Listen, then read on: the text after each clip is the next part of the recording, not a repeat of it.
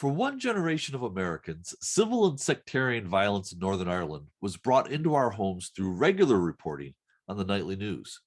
For a younger generation, it was brought home in the powerful lyrics of the band known as U2.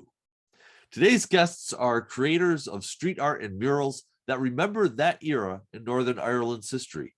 They are Tom Kelly and Kevin Hasson of the Bogside Artists this week on Story in the Public Square.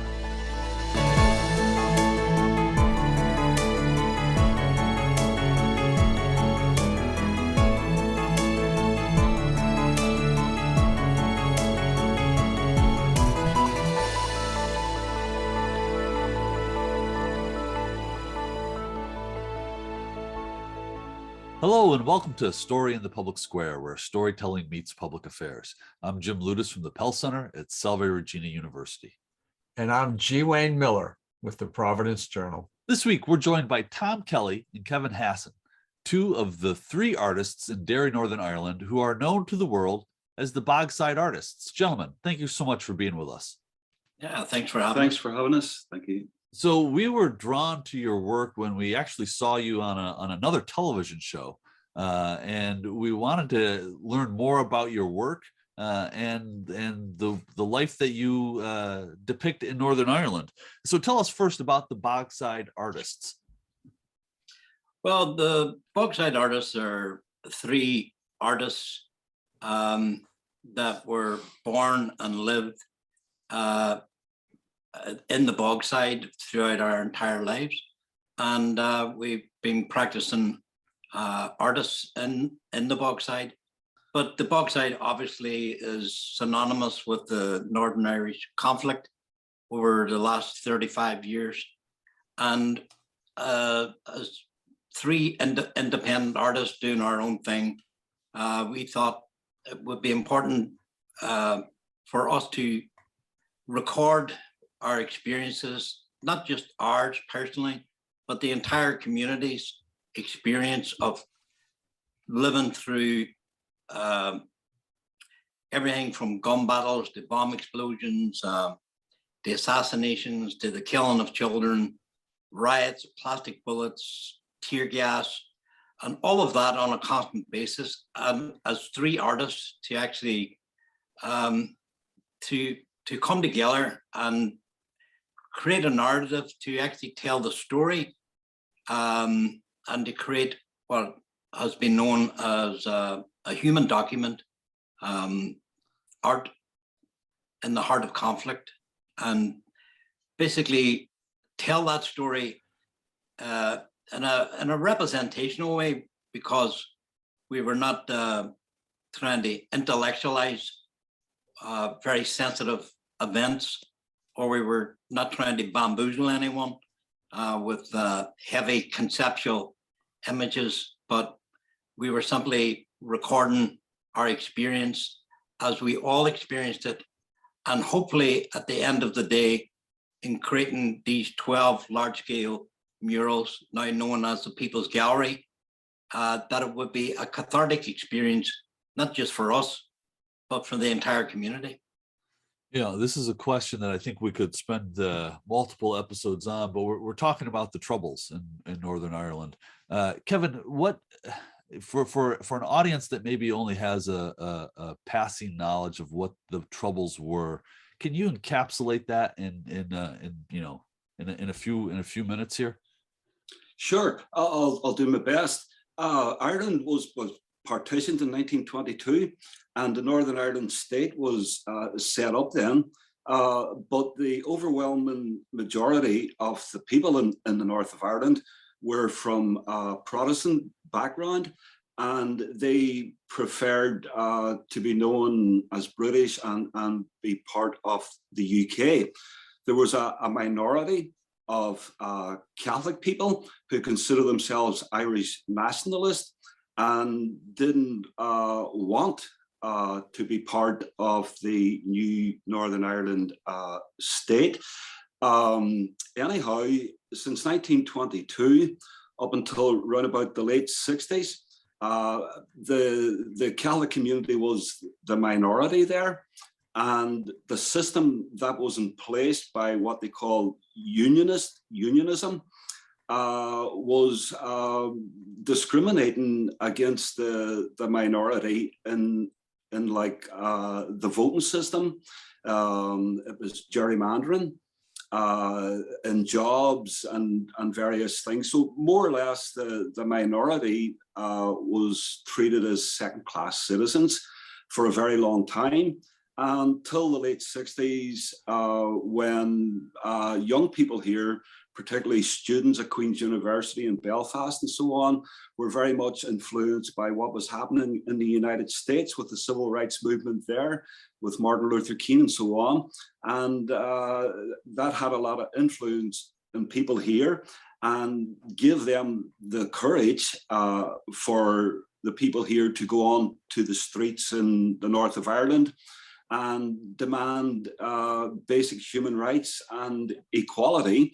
But because of the nature of the state and its sectarian nature, that the police force, even though the first civil rights demonstration in Northern Ireland was held in our city here, Derry, where we are, and it was held on the 5th of October 1968.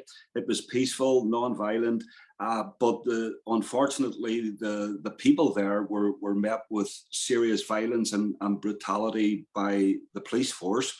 And then one thing kind of led to another. There was a lot of tension building for many years. And then there was a big event shortly after the first Civil Rights March. It's called the 12th of August here. And it's when the Protestant Unionist people, it's when they commemorate a massive event very dear to them in their history. It's called the Siege of Derry, which happened in 1689. And it's a glorious moment for them, and they commemorate that every year. So in the late 60s, because of the high tensions among the Catholic community, people like John Hume and others, people of wisdom, were calling on the people to postpone their annual commemoration on the 12th of August, 1969, because the tensions were so high within the Catholic community in the Bogside. But it wasn't to be. The commemoration went ahead as usual, where tens of thousands of Protestant people come from Scotland and England and other parts to take part in it. And it immediately turned violent. And what happened was that the police force pushed the people back towards the Bogside with the intentions of invading the Bogside. But the people there defended the area. They built barricades, they made petrol bombs. It was a communal uprising, basically. And the eyes of the Catholic community, they were defending their community against the attack by the police force. And it lasted for 3 days and 3 nights. And on the second day of the Battle of the Bogside, Belfast had also erupted. And things were now rapidly heading towards all-out civil war. And that's when the British troops arrived on the streets to restore some kind of order. And that was short-lived also. It only happened months before things took a turn again. And basically, from a Catholic nationalist point of view, the British Army was now doing similar things as the police force was doing before that. And people then become very disenchanted with the British soldiers themselves. And then just a chain of events. It wasn't long before the emergence of the IRA. I hope that was quick. So, Tom, we want to get into these murals. I think we should note that the third Bogside artist was your brother, William, who died, I think, about 5 years ago. Is that correct? Yeah, that's just around about this time, exactly 5 years ago. Yeah, Will was, he was as good a writer as he was an artist. He's very passionate about his work, and was 10 years older than myself and Kevin. And he sort of took the lead, and he did his degree in art in Trinity, Dublin, and was he was a big loss to the group. But myself and Kevin decided we would continue on, not just with the murals, which have enjoyed a great deal of acclaim throughout the world, but we also have exhibitions, one in Canada at the moment, and we have an exhibition of our work in Georgia University. And so on occasion, that exhibition gets hired out by all our universities. So over the last 15 years, we've been over and back to United States quite a lot, to mostly academic circles. And we've enjoyed a great deal of interest. But what we're really excited about at the minute is that we have an exhibition of our work, which depicts the conflict here and our experience of that conflict, and seen through an artist's eye. But that exhibition is in England and is touring all over England at the minute. So we've had quite an interesting response. But that's where our work should be. It's in a way not just taking our story over to England, but it's taking something of their story back to themselves and confronting them with their own participation in this conflict that we've all endured for the last 35 years. So, Kevin, let's get into the petrol bomber. Can you first describe it? It's a haunting image, but give us a verbal description, and then you can both talk about how you came to paint that and when you painted that. Yeah, okay. As I just briefly mentioned about an event called the Battle of the Bogside in 1969, which led to the introduction of British troops onto the streets. The mural is actually a child. He's 13 years old. He's wearing a Second World War gas mask and holding a petrol bomb. Also depicted behind him is a high-rise, we call them flats here. It's a 10-story high-rise, and that is also very symbolic of the event in 1969, because young people in the Bogside community were able to get on to the roof of the 10-story high-rise, and from there basically dominate the battle and keep the police at bay. So in the mural, the main focal point is the child with the gas mask and holding a petrol bomb and with the high rise behind. The importance of the mural is because some people, when they look at it, immediately imagine that it's an adult or someone in their late teens, but the reason it's there from our point of view is because it's an actual child, and we're just trying to convey the whole tragedy of it all, that these things shouldn't have happened. You know, things should have been resolved, issues should have been resolved, and it shouldn't have come to a stage where a 13-year-old child is standing on the street with a gas mask and a petrol bomb in his hand. We painted it in 1994, which was the 25th anniversary of that event. Tom and myself in 1969 would have been 11 years old at that time. And even as children, that whole world was right around us. We were right in the thick of it as children. We were trying to get it into the consciousness of the people, that we actually went through this, we experienced this, but let's begin to see it as history. I mean, most of the murals that we painted were painted before the ceasefire or the truce or the Good Friday Agreement. So there were still bullets winging up the street, and there were still petrol bombs being thrown, and there were still children dying on the streets of Northern Ireland while we were painting our murals. So I know Ireland, especially the north of Ireland, is known for its murals, but this is something totally unique. This is not a knee-jerk reaction to some event, but this is a human document. It's a narrative that's telling a story, and it's telling a story that's not saying to other communities or other artists even that here's our story and it blows yours out of the water, but it's saying here's our story, where is yours?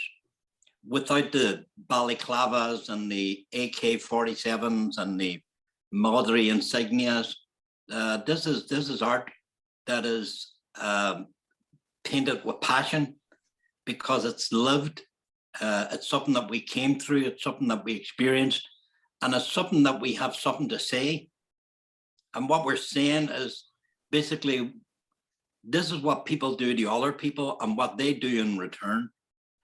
And that there's a way of actually looking at it, seeing it, understanding it, but only with a view to moving away from it. I think it was Bishop Desmond Tutu who actually said, conflict's like an open wound. And unless you have the courage to look at it, examine it, and clean it out, only then will it really heal. And if it's not cleaned out, it's doomed to reopen. So this conflict in Ireland is always reopening and reopening. And this was our way, the three artists, the Boxside Artists, of actually confronting our own experience and history, painting it on the wall as big and as bold as we could make it, by way of examining it and moving on to the last mural, which is the Peace Mural, which is full of color, full of light, and it speaks about the hopes and dreams and aspirations of this generation for the future. Can you talk, Kevin, about Bloody Sunday commemoration? You know, first describe it. Again, it's an incredibly powerful mural, but describe it and who is in it and its meaning. Sure. Bloody Sunday, as you could well imagine, out of many events that has happened here over the years, to us in particular, Tom and myself, and indeed the entire community here in Derry, it is probably the thing dearest to our hearts, and it's probably been also the most traumatic event to happen in our community. The image that we have depicted in the mural become a well-known TV footage of the time. The main kid in the mural being carried, his name was Jack Duddy. He was 17 years old, and he was shot in the back as he run from the British paratroop soldiers. Actually, the bishop, he was a priest at the time, Father Daly. He was a priest during Bloody Sunday. He later became the bishop of the city. When Jack Duddy and like many others were running from the British soldiers, Jack Duddy was actually running alongside Father Daly at the time. And I'm just repeating a story by Father Daly. He said while he was running, he looked at Jack Duddy, and Jack Duddy looked at him and began to laugh because he thought it was funny seeing a priest running from the soldiers. And just then, as he laughed, he was hit in the back and killed. And Father Daly, as you may have seen the famous images of him kneeling over the dying Jack Duddy and so on. But the most famous image and footage is when a group of men, including Father Daly, waving a white handkerchief, is trying to get the dying boy out of the shooting zone to nearby ambulances in the city centre. Also in the mural is in the background, there's a truck that people would have been standing on. The truck would have led the demonstration. It has a huge banner on it, and it says the Civil Rights Association. To the left of the mural is a British soldier, not just any British soldier. He's distinctively a British paratroop soldier who do stand out from the other soldiers of the British Army because they have a distinctive style of camouflage uniform and a maroon beret. So the actual soldier in the mural is a para soldier, and under his feet is a blood-splattered civil rights banner. So we depicted him deliberately standing on the blood-stained civil rights banner. We also deliberately exaggerated him. We exaggerated his big boots. We exaggerated his big gun, and so on. There actually was a real blood-stained civil rights banner, which was laid over one of the bodies on the street. When we were painting the mural in 1996, while we were preparing the wall, we noticed that there were many bullet holes on the wall before we painted the mural. I can't say 100% sure, but most likely some of those bullet holes were actually from Bloody Sunday. Yeah. Tom, you were, I think Kevin earlier mentioned Martin Luther King. We're taping the same week as we celebrate Martin Luther King's birthday here in the United States. His life and his inspiration, I know, was important to the people of Northern Ireland. I wonder if you could talk about that, because he both inspires and actually appears in one of the murals. Yeah. Martin Luther King nonviolent approach to an involvement in civil rights movement in the United States was a big inspiration for John Hume, who was the leader of a more moderate political party called the SDLP, the Social and Labour Party. John Hume, for us, is the real deal, let's just say. I mean, he was beaten by the British Army. He was hosed down and beaten by the police force.